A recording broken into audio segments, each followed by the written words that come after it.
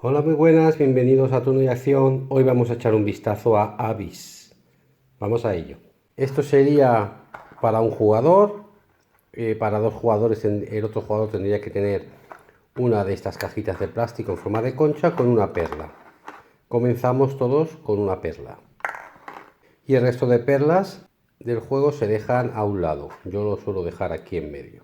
Bien, ¿en qué consiste este juego? La finalidad de este juego es ganar los puntos de influencia que aparecen en las cartas y los puntos de influencia que nos dan las localizaciones, que son estos tableros pequeños. Luego veremos qué es esto.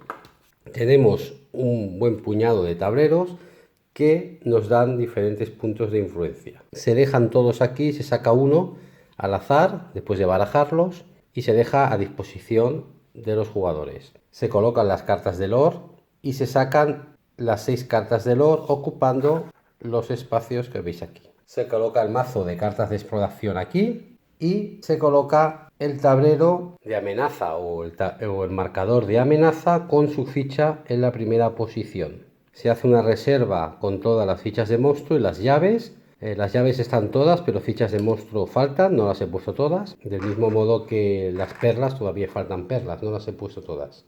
Y ya podría comenzar el turno. Se elige el jugador inicial y el turno tiene 3 fases. De estas 3 fases, la primera es opcional, que se llama conspirar en la corte, y solo se ejecuta cuando faltan aquí cartas, cuando hay espacios vacíos, es cuando se puede utilizar esta acción o cuando se puede entrar en esta fase.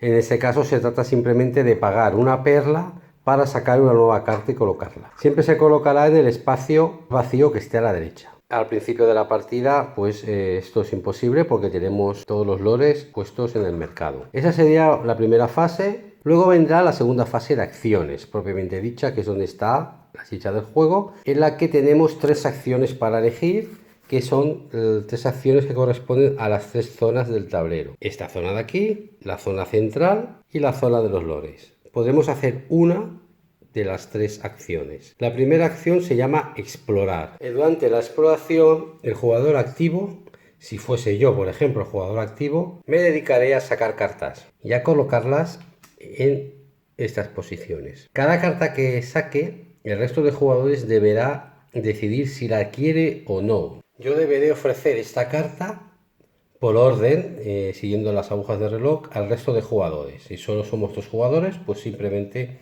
se la iré ofreciendo al mismo jugador todo el rato.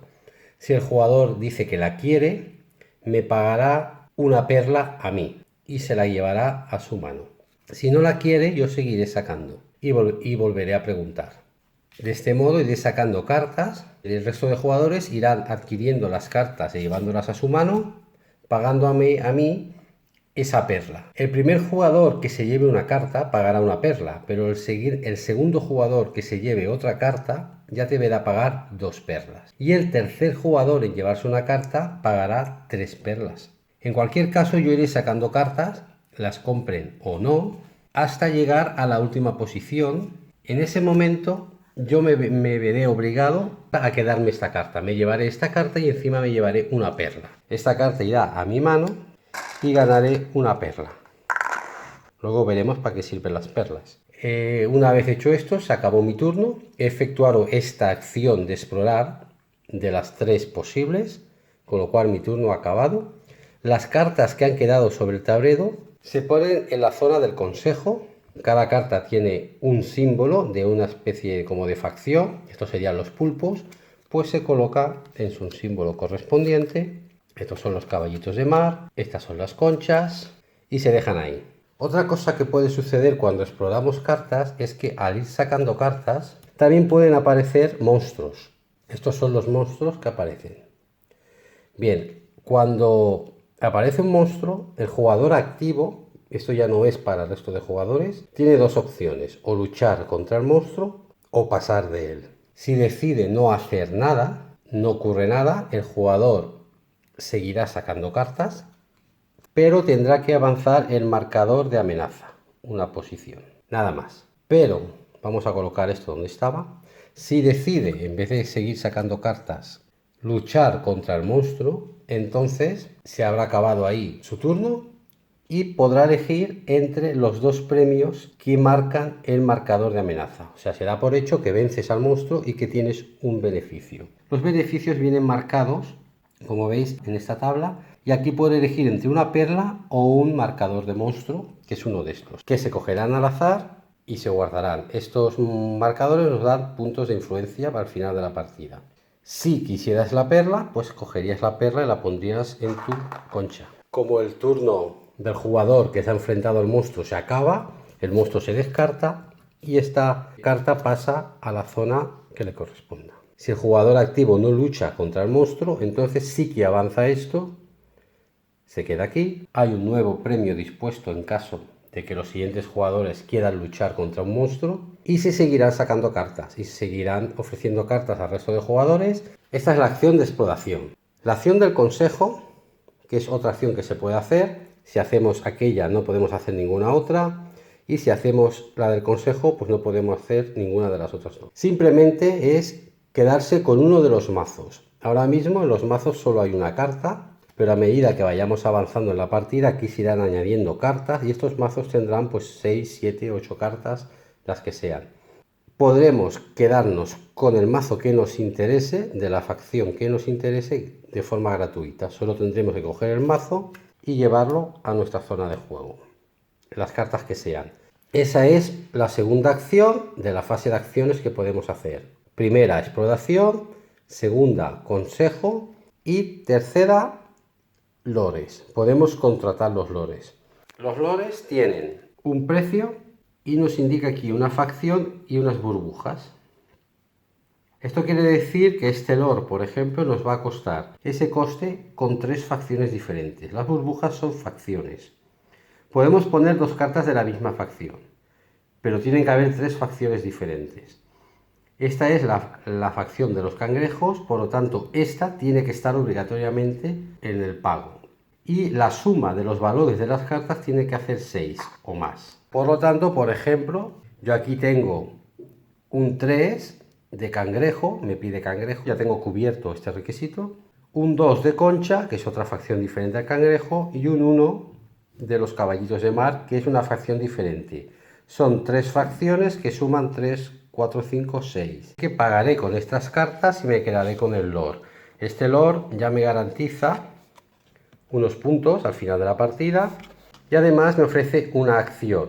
Es el carcelero, que tiene una flecha. Esta flecha significa que esta acción solo se va a ejecutar una vez. Todos tus oponentes deben descartarse de un aliado de su mano. Los aliados son estas cartas, por lo tanto el resto de componentes tendrá que quitarse una de estas cartas y dejarla en el descarte. Este carcelero se queda aquí en mi zona de juego. Esta acción ya no será activa, pero hay otras acciones que no tienen la flecha, como esta, que sí va a permanecer activa durante todos los turnos. Una vez hecho esto y cogido este lore, de las cartas con las que he pagado me voy a quedar la más baja. La más baja, en este caso es el 1, se queda en mi zona de juego. Esto es un aliado que se va a quedar conmigo. Y al final, entre todos los aliados que tenga, los de más valor van a ser puntos al final de la partida. El resto de cartas se descartan. Acto seguido moveré el lore que ha quedado separado hacia la derecha para dejar los espacios vacíos en este lado. Estamos en la segunda fase. Podemos hacer aquella acción, explorar, acudir al consejo o coger un lore. Una de las 3. Una vez hechas cualquiera de estas 3 acciones, la siguiente fase que me queda es coger una localización, que era tomar una localización, que sería esto. Pero para ello necesito 3 llaves. 3 llaves de finalidad del juego es hacerme con los lores que pueda para conseguir llaves o enfrentarme a los monstruos para conseguir las llaves del tablero de amenaza. Este lore que he cogido no me ofrece nada más que puntos y una acción, pero este otro lore, por ejemplo, si me lo quedo ya me ofrece una llave. Vale, entonces, como decía, después de hacer una de las 3 acciones, yo, en el caso de que tuviera 3 llaves, podría coger ya una localización. Puedo coger la localización activa, que es la que está boca arriba, o puedo sacar localizaciones hasta un máximo de 4 y coger la que me interese. Por ejemplo, si esta me interesase, ya la podría coger. Si no, podría seguir sacando hasta un máximo de 4. Por ejemplo, vamos a suponer que me gusta esta, pues cogería esta localización y las otras 3 se quedan ya descubiertas para el resto de jugadores. No es el caso porque solo tengo un punto para comprar, no puedo comprar lords más lords y además no tengo llaves, así que esto se queda aquí para mí y seguimos el turno. Le tocaría al otro jugador, que empezaría, que ahora sí podría pagar una perla para sacar un lord, puede hacerlo. Si no lo quiere hacer, ¿qué pasa?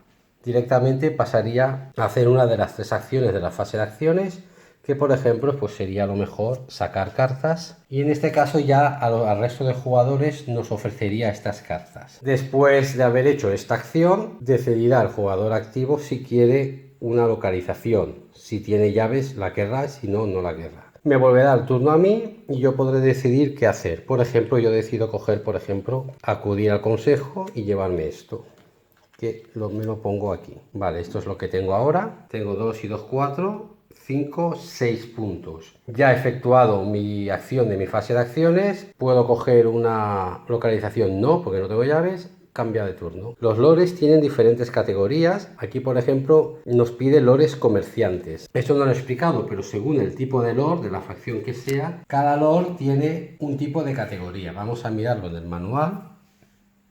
El manual dice que ya están los militares, que son los cangrejos, los cultivadores, los políticos, los embajadores, los comerciantes y los magos. Vale, estas son las diferentes categorías de los lores. Y hemos visto que esta localización nos pide lores comerciantes, es decir, que en esta localización nos van a dar 2 puntos por cada uno de tus lores comerciantes más 5. Vale, en este caso los comerciantes son las conchas. Suponiendo que hubiésemos cogido 2 lores de esa facción que es la comerciante, los colocaríamos debajo de nuestro tablero. La acción en ese momento queda anulada, de este modo. Las acciones de esos lores quedan anuladas, ya no se van a utilizar más, pero los hemos colocado en una localización que nos va a dar 2 puntos al final de la partida por cada uno de tus lores comerciantes. Como hay 2 lores comerciantes, hemos hecho lo correcto. Podemos poner aquí cualquier otro lore que no sea comerciante, pero no tiene mucho sentido ya que no nos va a dar puntos. Por lo tanto, las localizaciones que cogemos van en función de los lores que estamos cogiendo. Eso hay que tenerlo en cuenta para la hora de coger los lores o coger esto. Ya que si no, por ejemplo, si aquí ponemos el lore este que es de la facción del cangrejo, solo nos va a multiplicar 2 por 2, que son 4 más 5, 9 puntos nos va a dar esta localización al final de la partida. No nos va a dar más porque este lord no es un comerciante. Eso sí, al margen de los puntos que nos da la localización, luego sí sumaremos los puntos que tiene cada lord. Y esta es la finalidad del juego. Tú lo que haces es coger cartas de aliado, ya sea explorando o del consejo, para conseguir los lores, para que te den llaves. Algunos nos dan llaves y cuando tenemos 3 llaves poder coger localizaciones para potenciar los puntos, para conseguir más puntos y no quedarnos solo con lo que nos dan los lores. Localizaciones podemos tener las que queramos y siempre podemos escoger. Hay algunas localizaciones que nos dan puntos, 15 puntos menos el número de lores que tengas. Es decir, que si yo tengo 3, 15 menos 3 son 12 puntos.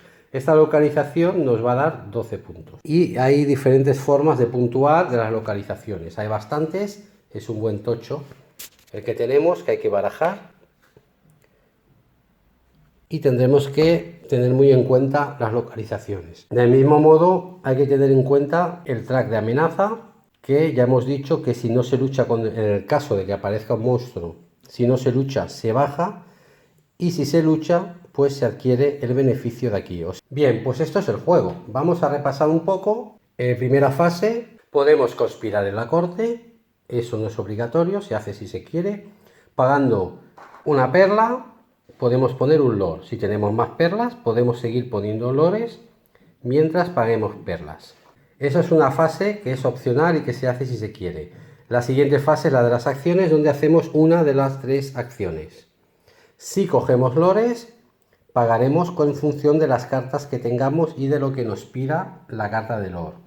Y nos la llevaremos a nuestra zona poniendo en práctica, si el lord está libre y no está en una ubicación, poniendo en práctica la acción si la tuviera. Y de este modo podemos ir adquiriendo los lores que queramos, hasta un máximo de 7. De momento que un jugador tenga 7 lores, se acaba la partida. Se acaban los turnos, se hace un turno más cada jugador y se acaba la partida. Primera fase, conspirar en la corte si se puede. Segunda fase, fase de acciones. 1, 2 o 3 acciones. Si a medida que los lores se van cogiendo, estos se desplazan a la derecha. En el momento en que queden 2 lores, en el turno de un jugador, el jugador puede recibir 2 perlas y rellenarlo todo. Pero si no queremos que llegue ese punto, nosotros podemos conspirar pagando una perla para rellenarlos antes. Una vez hecha una de las 3 acciones, la tercera fase, sería, si tenemos 3 llaves, coger una de estas ubicaciones. Y al final de la partida, que se acabará en el momento que alguien tenga 7 lores, o en el caso de que este mazo se acabe y no se puedan reponer lores en el momento que haya que hacerlo. El jugador activo acaba su turno y el resto de jugadores puede jugar un turno más si se puede. Luego se contarán los puntos y los puntos vendrán dados por las ubicaciones, por los lores, sumando la cantidad de puntos que dan los lores. Las cartas aquellas que nos hemos ido quedando al comprar lores, que han sido siempre los números más bajos, las pondremos por facciones y la más alta de cada facción será la que puntuaremos. Y luego puntuaremos también las fichas de amenaza que nos hayamos quedado. El que tenga más puntos habrá ganado y ya está. Esto es el juego, no tiene nada más, es muy sencillo, ¿vale? Y tiene bastante chicha porque tenemos que tener en cuenta que jugar aquí significa ofrecer cartas a los otros jugadores. Jugar aquí significa muchas veces coger cartas que han sido desechadas por los otros jugadores y muchas veces son valores bajos. Y luego tenemos lo de enfrentarnos al monstruo, que nos remite a este tablero y que nos da una serie de premios que son interesantes, pero no siempre aparecen monstruos. No podemos confiar en nuestra estrategia al ir solo a por monstruos, porque los monstruos igual no aparecen.